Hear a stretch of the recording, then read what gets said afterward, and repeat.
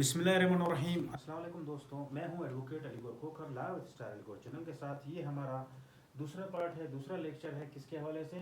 Code of civil procedure 1908 law gate के, specially for law gate के हवाले से हमारा सेकंड पार्ट है। It is second part for law gate, जिसमें हम आज पढ़ेंगे सेक्शन 15 से सेक्शन 20 तक। तो लेट्स स्टार्ट। इंशाल्लाह हम 4 वीडियो में या 3 वीडियो में कोशिश करूँगा मुकम्मल करने का लॉ गेट के पूरे सिलेबस को कवर करने के लिए। तो सेकंड पार्ट हम शुरू करते हैं। तो सेकंड पार्ट हमारा लॉ गेट का शुरू होता है section 15। Section 15, suit shall be instituted in lowest competent court. Section 15 कहता है सूट जो है, ठीक है, सूट कहते हैं केस को, सूट जो है कहाँ पर होना चाहिए? Suit shall be instituted, institute दाखिल होना चाहिए। कहाँ दाखिल होना चाहिए? सूट जो है दाखिल होना चाहिए कहाँ पर? हमेशा लोएस्ट, एक लोएस्ट कोर्ट होनी चाहिए और कॉम्पिटेंट कोर्ट होना चाहिए। ठीक है, लोएस्ट और कॉम्पिटेंट कोर्ट में सूट को हमेशा पहले जो पहले सूट को दाखिल करता है वो लोएस्ट, ठीक है, कहाँ? Lowest plus competent, competent court होने चाहिए, कॉम्पिटेंसी होनी चाहिए कोर्ट के पास, और लोएस्ट होना चाहिए। ठीक है, लोएस्ट ग्रेड। ऐसे नहीं कि आपका केस हुआ, आपका कोई सूट है, आपका कोई केस है, आपका कोई ज़मीन प्रॉब्लम है या कोई जायदाद का मसला है, आप जाकर डायरेक्ट हाई कोर्ट में लगा दें, आप जाकर सुप्रीम कोर्ट ऑफ पाकिस्तान में लगा दें। ऐसे नहीं है। सीपीसी का code of civil procedure, CPC का जो सेक्शन 15 कहता है कि हमेशा सूट जो है लोएस्ट कोर्ट में और कॉम्पिटेंट कोर्ट में लगेगा। ठीक है, लोएस्ट कोर्ट में। सेक्शन 15 वर्ड से सेक्शन 15 कहता है सूट शल बी, अच्छा, शल विल शुड में क्या वो आते थे, लागेट में आए थे पिछले पेपर्स में। तो ज़्यादातर आप लोग ध्यान में रखें, 98% जो है लॉ के बुक्स में या लॉ में क्या यूज होता है? यूज होता है। तो आप लोग शल को कंसीडर करें। ठीक है, suit shall institute in the lowest competent court. Suit जो है हमेशा लोएस्ट कॉम्पिटेंट कोर्ट में क्या होगा? लोएस्ट कॉम्पिटेंट, लोएस्ट भी होनी चाहिए कोर्ट, सेक्शन 15 के मुताबिक, कॉम्पिटेंट भी होनी चाहिए। तो क्या लगेगा? सूट उसमें लगेगा according to section 15 of code of civil procedure code. उसके बाद अगर हम बात करें किसकी? सेक्शन 16 की। सेक्शन 16 क्या कहता है? Suit to be instituted where subject matter are क्या सिचुएटेड, जहां पर, ठीक है, वेयर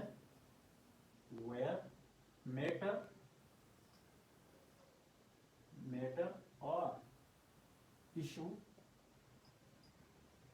अराइज। तो क्या जहां मैटर, मामला या इशू, ये सब्जेक्ट मैटर उठता है, मामला बनता है, हमेशा उसी एरिया की कोर्ट में क्या करेंगे आप लोग? इंस्टीट्यूट करेंगे। किसको? सूट को उसी कोर्ट की एरिया में इंस्टीट्यूट करेंगे। ऐसे नहीं कि भाई मामला होता है कोयटा में, आप जाकर सूट फाइल करते हैं, कराची में मामला होता है कोयटा में, आप जाते हैं लाहौर, पेशावर, इस्लामाबाद। ऐसा नहीं है। Section 16 code of civil code 1908 कहता है suit to be instituted where the subject matter situated, जहां पर सब्जेक्ट मैटर है, जहां पर जमीन है, जहां पर आप लोग की जायदाद है, मैटर से मतलब या इश्यू से मतलब वही है, जहां पर जमीन है, जहां पर जायदाद है आप लोगों की। ठीक है, वेयर जायदाद, ठीक है, वेयर लैंड प्रॉपर्टी, प्रॉपर्टी है आप लोगों की। ठीक है, जहां पर आप लोगों की जायदाद है, लैंड है, प्रॉपर्टी है, मैटर है, इशू है, अकॉर्डिंग टू सेक्शन 16 आप लोग क्या करेंगे? अकॉर्डिंग टू सेक्शन 16 आप लोग वहां पर क्या केस जो है लोकल लिमिट में फेस करेंगे। मतलब सूट टू बी, सूट आप लोग इंस्टीट्यूट कहां पर करेंगे? वेयर, जहां पर, वेयर क्या? मैटर अराइज, वेयर मैटर या इशू क्या होता है? अराइज होता है, या लैंड या प्रॉपर्टी क्या होती है? का मामला बनता है। तो आप लोग क्या करेंगे? लैंड या प्रॉपर्टी का मामला बनता है तो आप लोग क्या करेंगे? सूट करेंगे फाइल जहां पर मसला होता है, जिस एरिया में मसला होता है। ठीक है, ये है सेक्शन 16। सेक्शन 16 में अगर हम बात करें कि ऐसे कौन कौन से मामला हैं, ऐसे कौन कौन से मामला उठते हैं, मतलब लोकल एरिया में या फिर उसी सब्जेक्ट मैटर, ऐसा कौन से सब्जेक्ट मैटर्स है जो इसी एरिया में या मतलब लिमिटेशंस में उठते हैं।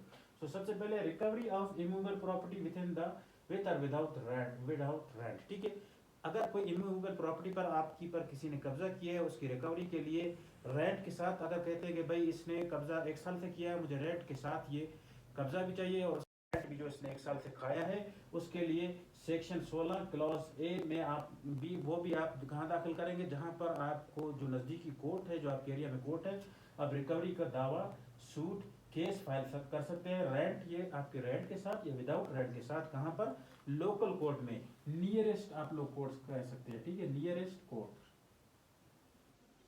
नियरेस्ट कोर्ट में आप लोग क्या करेंगे, क्लेम, दावा, सूट फाइल करेंगे। Recovery of immovable property, immovable property की जो रिकवरी है विद और विदाउट रेंट, रेंट या बगैर रेंट के साथ आप लोग क्या करेंगे, नियरेस्ट कोर्ट में फाइल करेंगे। पार्टीशन ऑफ इमूवेबल प्रॉपर्टी का जो केस है, अगर आप पार्टीशन है, 4 भाई है या ज्वाइंट ओनर हैं, आप पार्टीशन करना चाहते हैं, हिस्से करने चाहते हैं, ठीक है, सेक्शन 16 वो क्या है, सेक्शन 16 क्लॉज बी क्या कहता है, फॉर पार्टीशन केस, अगर पार्टीशन का आप केस करना चाहते हैं, उसके लिए भी जहां पर सब्जेक्ट मैटर होता है, जहां पर प्रॉपर्टी है, इमूवेबल प्रॉपर्टी है, आप वहीं पर वेयर प्रॉपर्टी सिचुएटेड, ठीक है, वेयर प्रॉपर्टी, प्रॉपर्टी सिचुएटेड, ठीक है, जहां पर प्रॉपर्टी है,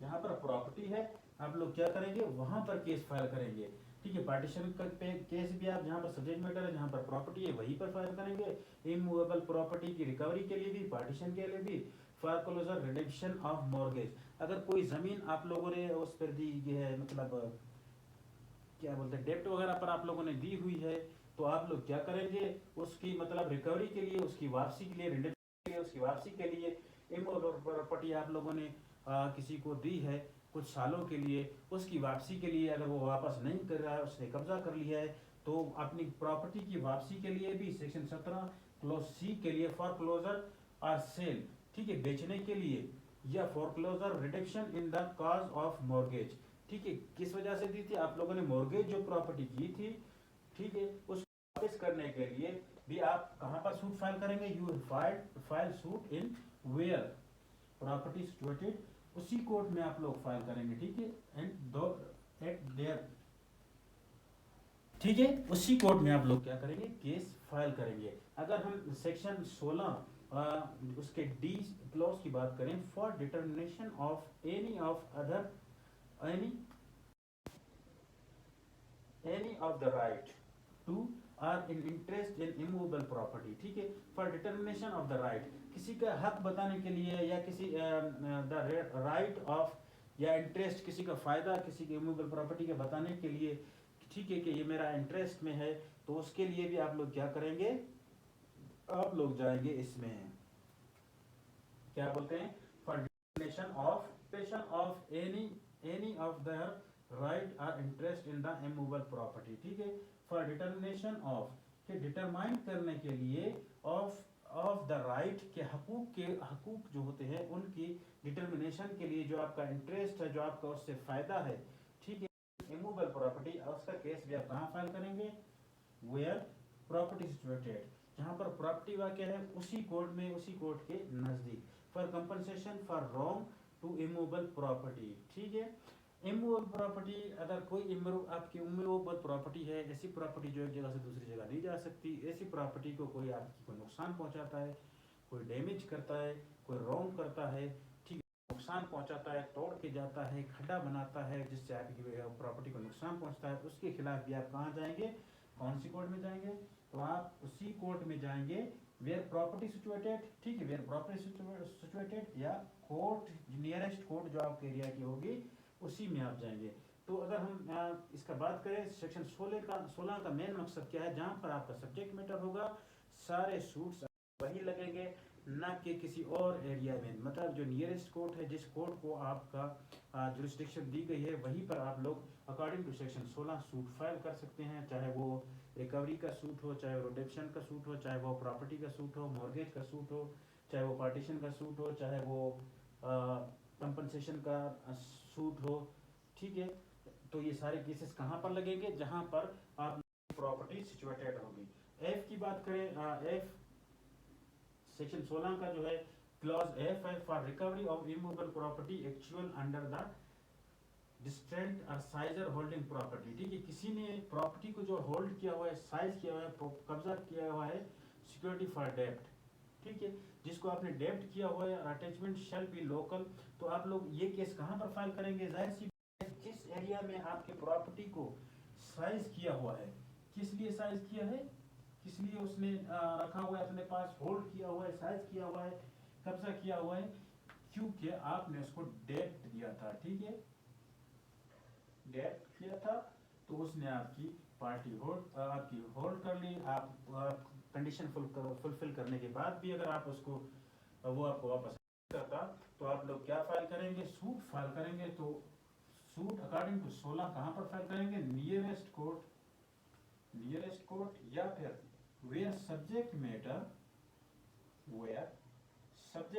ठीक है, सब्जेक्ट मैटर अराइज, जहां पर सब्जेक्ट मैटर है वहीं पर आप जाकर ये केस फाइल करेंगे। उसके बाद अगर हम सेक्शन 17 की बात करें, सेक्शन 16, ठीक है, सेक्शन 16 क्या कहता है? Section 17 suit immovable property situated with in the jurisdiction of the different courts. अच्छा, सेक्शन 17 कहता है कि अगर एक प्रॉपर्टी, सेक्शन 17 कहता है कि सेक्शन क्या कहता है कि कोई प्रॉपर्टी जो एक से, ठीक है, जिसकी जो मतलब क्या है, जुरिस्डिक्शन जो है एक से ज्यादा कोर्ट्स के पास है, ठीक है, डिफरेंट कोर्ट्स जिसकी जुरिस्डिक्शन में आते हैं, ठीक है, मोर देन 2 कोर्ट्स के पास आता है, मोर देन 2 कोर्ट्स क्या है? जुरिस्डिक्शन है। सूट ऑफ इमूवेबल प्रॉपर्टी की जो सूट है, क्या situated with in jurisdiction of the different courts, मतलब मुख्तलिफ कोर्ट्स की जुरिस्डिक्शन में वो क्या है, कोई ऐसी ज़मीन है, ऐसा प्लाजा है, ऐसी लैंड है जो दो कोर्ट्स के ज़मरे में आते हैं, तो इसको भाई कैसे हल किया जाए? तो इसमें सिंपली क्या कहते हैं, अगर कोई अकॉर्डिंग टू सेक्शन 17 अगर कोई दो एक से ज्यादा कोर्टों के ज़मरे में आता है या उसकी मतलब जुरिस्डिक्शन में आता है, तो आप लोग किसी एनी कोर्ट में मे फाइल क्या सूट, ठीक है, एनी वन कोर्ट फाइल, ठीक है, you may file any one court, किसी एक कोर्ट में आप क्या फाइल करेंगे? फाइल करेंगे। सेक्शन 17 का अगर एक से जायद, सेक्शन 17 कहता है कि अगर एक से जायद कोर्ट्स के पास जुरिस्डिक्शन है इस ज़मीन के मुतालिक, इस प्रॉपर्टी के मुताबिक, इमूवेबल प्रॉपर्टी के मुतालिक, तो आप क्या करेंगे? इनमें से, इन दोनों में से किसी एक कोर्ट में क्या करेंगे? केस फाइल कर सकते हैं according to section 17 of code of civil procedure code 1908 में। अच्छा, उसके बाद हमारे पास section 18, place of institution of the suit where local limits of jurisdiction of the courts are uncertain, ठीक है, जहां पर ये क्या कहता है? सेक्शन 18 कहता है प्लेस ऑफ इंस्टीट्यूशन, के प्लेस जगह जहां पर केस लगाना है, जगह जहां पर केस लगाना है, ठीक है, सूट केस लगाना है, लोकल लिमिट्स हैं, ठीक है, जुरिस्डिक्शन भी है, ठीक है, कोर्ट्स के पास, और अनसर्टेन, ठीक है, मगर वाजे नहीं है कि भाई हमें कहाँ लगाना चाहिए, इस कोर्ट में, इस कोर्ट में, कानून के मुताबिक भी वाजे नहीं है, ठीक है, according to section 18, section 18 code of civil procedure code के मुताबिक, ठीक है, प्लेस ऑफ इंस्टीट्यूशन, ठीक है, केस लगाने की जो जगह है वो वाजे नहीं है, local limit jurisdiction of the court और अनसर्टेन, की वाजे नहीं है कि केस कहाँ पर लगाया जाए। तो कोर्ट क्या करेगी? रिकॉर्ड करेगी स्टेटमेंट को, स्टेटमेंट रिकॉर्ड करेगी, court will record the statement, और उसके बाद प्रोसीडिंग चलाएगी। उसके बाद क्या चलेगी? प्रोसीडिंग चलाएगी। हाँ, अगर कोर्ट क्या करती है, कोर्ट नॉट रिकॉर्ड स्टेटमेंट और डिक्री हो जाती है या ऑर्डर हो जाता है, डिक्री या ऑर्डर हो जाता है, तो एग्रीव्ड पार्टी अपील में जाकर कहती है कि इसके पास तो जुरिस्डिक्शन में नहीं थी, तो इसने ये क्यों चलाया? फिर ये ऑब्जेक्शन लगे नीचे वाली कोर्ट के पास, ओरिजिनल जुरिस्डिक्शन वाली कोर्ट के पास जो है जुरिस्डिक्शन भी नहीं थी, सर्टेन उसके पास वाज़ेह जुरिस्डिक्शन नहीं थी, फिर भी उसने केस चलाया और रिकॉर्ड स्टेटमेंट भी रिकॉर्ड नहीं की, तो ये ऑब्जेक्शन वो लगाएगी एग्रीड पार्टी। अगर अपीलेंट कोर्ट समझेगी कि ये सही समझेगी तो ऑब्जेक्शन को अलाउ करेगी, नहीं तो अपीलेंट कोर्ट उसको रद्द कर सकती है, उसकी एग्री किसको, ऑब्जेक्शन को। समझ में आ गया सेक्शन 18 का मेन मकसद क्या है? सेक्शन 18 का मेन मकसद ये है, क्या है? सेक्शन 18 मेनली ये कहता है कि अगर जो है कोई मतलब खास सर्टेन जो है अनसर्टेन कोई मतलब वो है, कोई वाजे नहीं है हदबंदी जुरिस्डिक्शन कोर्ट्स की कि कहाँ पर मैं सूट फाइल करूँ, और कानून ने भी बयान नहीं किया हदबंदी के लिए, तो आप लोग क्या करेंगे? सेक्शन 18 सीपीसी के मुताबिक आप लोग फिर कोर्ट क्या करेगी, कोर्ट क्या करेगी? स्टेटमेंट रिकॉर्ड करेगी और प्रोसीडिंग आगे चलाएगी। ऑर्डर आ जाता है, ऑर्डर आ जाने के बाद कोर्ट क्या करती है, एग्रीड पर्सन क्या करता है, नॉट एग्रीड पर्सन क्या करता है, ऑब्जेक्शन राइज करता है। एग्रीड पर्सन राइज ऑब्जेक्शन और जाता है कहाँ पर? अपीलेंट फोरम में। अपीलेंट फोरम में जाकर क्या करता है कि जनाब आली में ऑब्जेक्शन राइज करता कि इसके पास तो जुरिस्डिक्शन भी नहीं थी, इसके पास जुरिस्डिक्शन भी नहीं थी कोर्ट के पास, फिर भी इसने केस चलाया।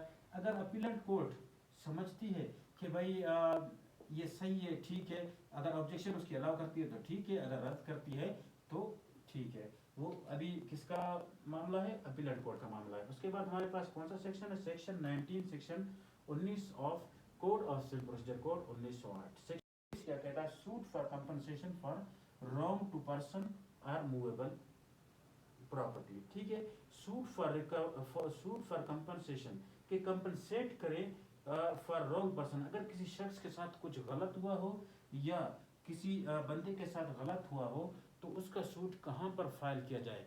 फॉर एग्जांपल मैं यहाँ पर बैठा हूँ, कोई मेरे खिलाफ पोस्ट कर देता है, पोस्टर्स लगा देता है कराची में, तो मैं कहाँ पर उसके खिलाफ केस कर सकता हूँ।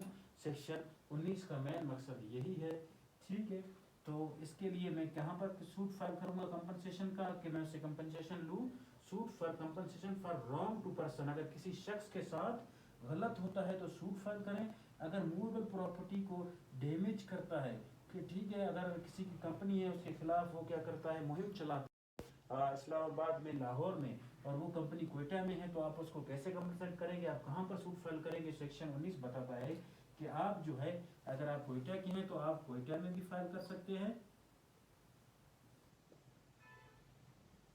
या फिर आप लोग कहाँ पर फाइल कर सकते हैं? यू में फाइल इन, या जहाँ पर वो मामला शुरू हुआ चला उधर ही, लाहौर हुआ, कराची हुआ, इस्लामाबाद हुआ, जहाँ पर वो मामला शुरू हुआ, अकॉर्डिंग टू सेक्शन 19 आप लोग इसके खिलाफ कंपनसेशन का सूट फाइल कर सकते हैं। ठीक है, उसके बाद आखिरी लास्ट हमारे पास सेक्शन है, section 20, suit where defendants results or cause of action arises. ये बहुत ही अहम सेक्शन है, सूट्स। ठीक है, केसेस वेयर द डिफेंडेंट्स, जहां पर डिफेंडेंट्स रहते हैं, or cause of action arise, या जहां पर मामला हुआ है तो केस वहां पर हो या यहाँ पर हो, तो ये जो है प्लेंटिफ को ऑप्शन भी दिया जाता है। अगर 4, 5, 10, 20, 40, 50, 60 डिफेंडेंट्स होते हैं, ठीक है, तो प्लेंटिफ कोयटा का है, वो रहते हैं कराची में, प्लेंटिफ को मारते हैं कहाँ पर? कराची पर, तो प्लेंटिफ क्या कर सकता है? कराची में भी सूट फाइल कर सकता है, यहाँ पर भी कर सकता है, यहाँ पर भी कोयटा में भी कर सकता है। ठीक है, प्लेंटिफ चाहता है तो प्लेंटिफ के पास ऑप्शन है कि मैं, वो कराची में रहते हैं, यहाँ पर नहीं आ सकते, शायद जवाब भी ना दे। ठीक है, अगर या एक बंदा रहता है कहाँ पर? कराची में, एक कोयटा में, एक लाहौर में, जाकर मिलते हैं इस्लामाबाद में, तो उनका वहाँ पर कोई मसला होता है प्रॉपर्टी के हवाले से, तो अब वो फाइल कहाँ पर पड़ेगा? ये बंदा जो है प्लेंटिफ जो है इस्लामाबाद में भी सूट फाइल कर सकता है, जहाँ पर डिफेंडेंट रिजाइड कर वहाँ पर भी, जहाँ पर डिफेंडेंट्स रहते हैं। ठीक है, जहाँ पर डिफेंडेंट्स रहते हैं, वेयर डिफेंडेंट रिजाइड्स, वहाँ पर भी क्या कर सकता है? सूट फाइल कर सकता है। या जहाँ पर प्लेंटिफ खुद रहता है, प्लेंटिफ खुद रहता है, वहाँ पर भी फाइल कर सकता है सूट को। मेन मकसद suit where defendants reside, suits वहाँ पर भी फाइल किया जा सकता है जहाँ पर डिफेंडेंट्स रहते हैं, और कॉज ऑफ एक्शन, जहाँ पर कॉज ऑफ एक्शन हुई वहाँ पर, क्योंकि एक बंदा कोयटा का था, एक कराची का, एक लाहौर का, ठीक है, काज ऑफ एक्शन कहाँ हुई, इस्लामाबाद में, तो cause of where cause of action arise, ठीक है, जहाँ पर काज ऑफ एक्शन उठी आप इस्लामाबाद में केस कर सकते हैं, या वेयर डिफेंडेंट रिसाइड्स, डिफेंडेंट कहाँ, एक लाहौर में एक कराची में, इन दोनों में से आप एक जगह पर जाकर केस कर सकते हैं। मैं कोशिश करता हूँ इजी से इजी, आसान से आसान बनाने की कोशिश करूँ लेक्चर को, वीडियो को, इंशाल्लाह आगे भी कोशिश करता रहूँगा। अगर आप लोग फेसबुक या टिकटॉक पर वीडियो देख रहे हैं, काइंडली दी गई लिंक पर क्लिक करके मज़ीद वीडियोस के लिए, लागेट्स के या किसी भी लॉ की इंफॉर्मेशन के लिए चैनल, यूट्यूब चैनल को सब्सक्राइब कराएं। शुक्रिया। मैं हूं advocate Aligaur Khokhar, law with star Aligaur के चैनल के साथ। शुक्रिया, अल्लाह हाफिज़।